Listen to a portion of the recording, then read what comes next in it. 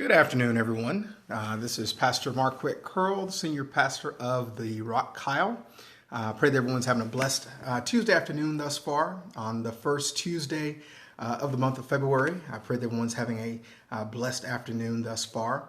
We'll get started here in just a few moments. I want to make sure that you have an opportunity to invite any of your followers in that may be out there. If you want to invite your followers in, you can invite them in swipe across the top for anyone that has an iPhone. I believe you swipe across the bottom for anyone that has a Android phone. So we want to give you guys a few moments to get logged in. I pray that everyone is having just a wonderful Tuesday afternoon. It's a beautiful day out there today, and I'm just thankful that God allowed me to see another day. Sometimes we can take for granted the small things in life and not really appreciate just some of the little small subtleties that God allows us to have. So we'll say hello to my mom, my pop out there who are streaming in. They faithfully stream in every single Tuesday at noon. That support really blesses me. Got my brother streaming in as well. Hey, bro, glad you could join in. Give everyone a few more moments to join in on today. Once again, make sure you invite your followers in. If you have followers out there, invite them into the broadcast. If you have people that you know that are not on Periscope, then make sure that you let them know about the Periscope broadcast. Every Tuesday at noon, we're here just talking about the things of God, just using technology to be able to get the gospel message out and just really be able to connect with people. One of my spiritual sons, Mr. Sarmiento, Ralph Sarmiento, just streamed in as well. God bless you guys. Of course, for those of you that are new to Periscope, the way that Periscope works is a little bit different than some of the other social media sites out there. It's a live streaming broadcast, so I'm coming to you live right now. And so the way that you like what's being said is you just tap the screen. You see the little hearts there that are fluttering on the screen. It's equivalent to a like button on every other social media platform. So therefore, if there's things that I'm saying, if you would like, just tap the screen. You can tap the screen as many times as you would like. The more taps on the screen, the better for me, because that means that it changes my status on Periscope and it makes it easier for people to find me because people find you based upon your profile, and it's based upon who has the most number of likes.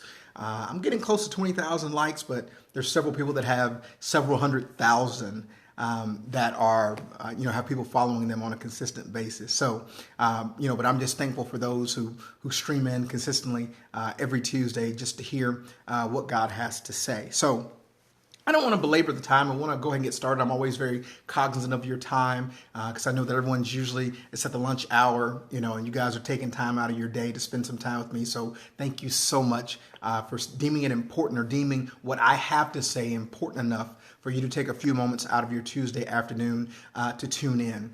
So I just want to talk to you very briefly. We've been talking so far this month. I've been talking about some of the basics of our faith and how important it is just to understand the basics of what we do and how we're going to make this year different than any other year. Because, we make all those wonderful New Year's resolutions that most of us have already broken. And so what are we going to do this year that's going to be different than years past? What are we going to do to begin this year that's going to make this year differently so we don't have the same results or negativity that followed us in 2015? So, I wanted to as a topic today, I'm borrowing the slogan from Nike, which is just do it.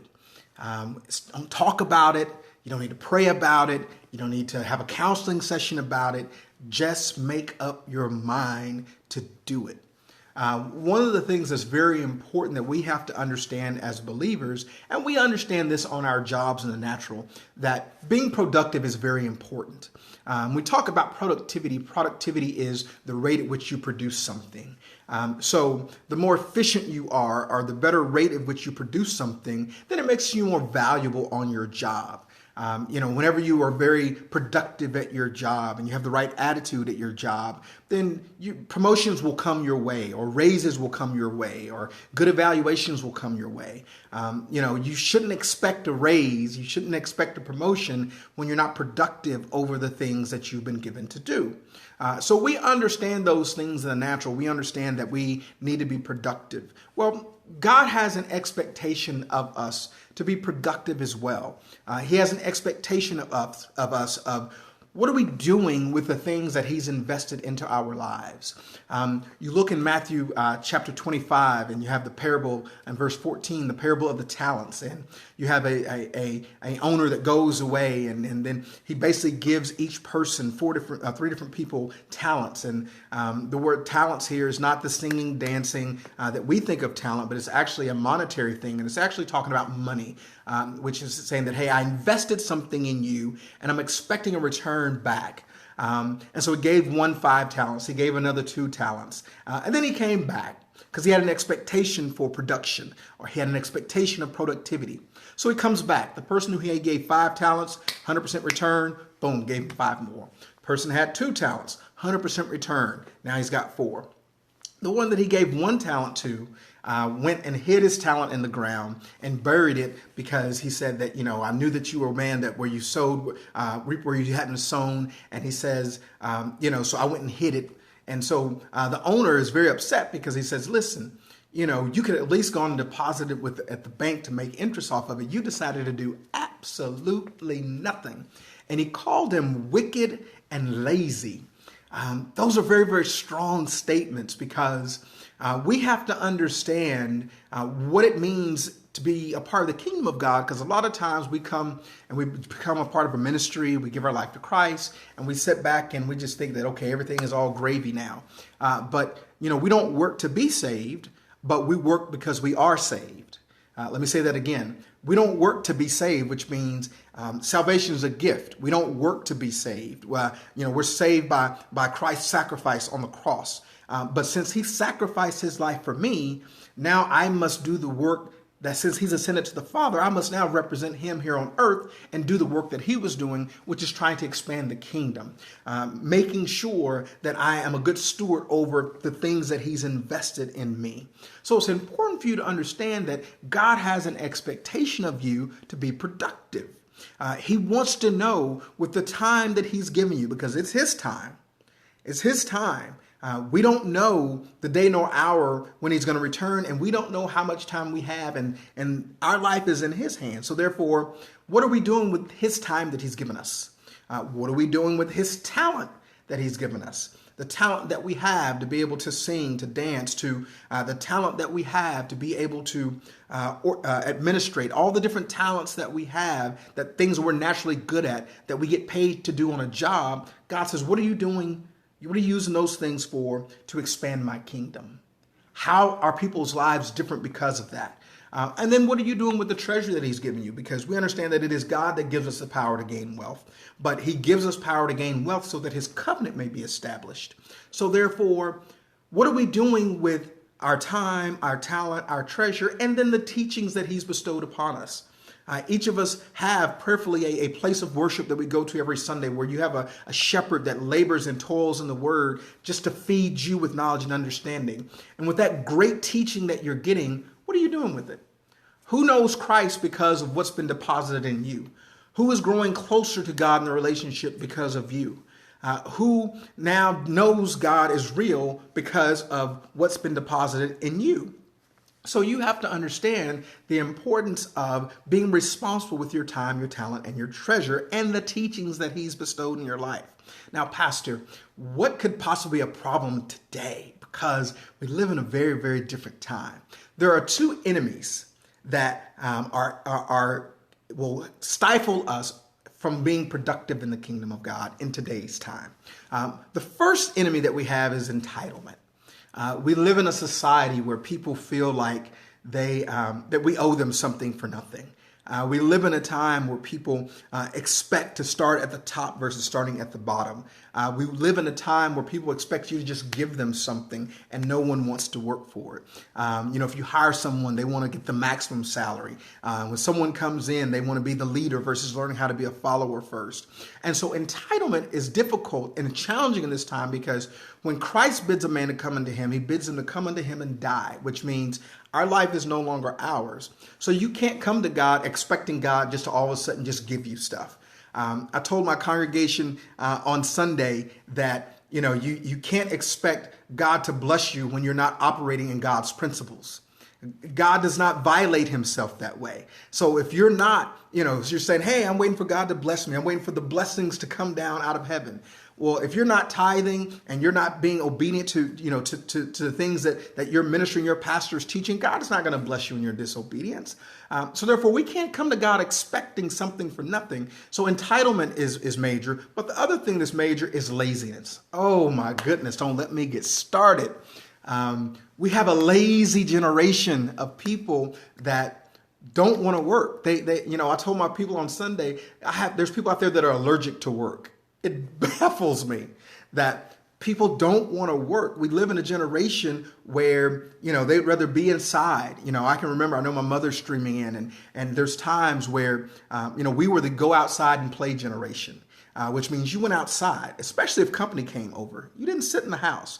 I remember summers at my grandmother's house where we would get locked out. My brother may remember this, where we literally get locked outside in the morning and we would play all day. We would come in for lunch, and eat, and then go right back outside. And my grandmother would put a jug of water, because we're from the country.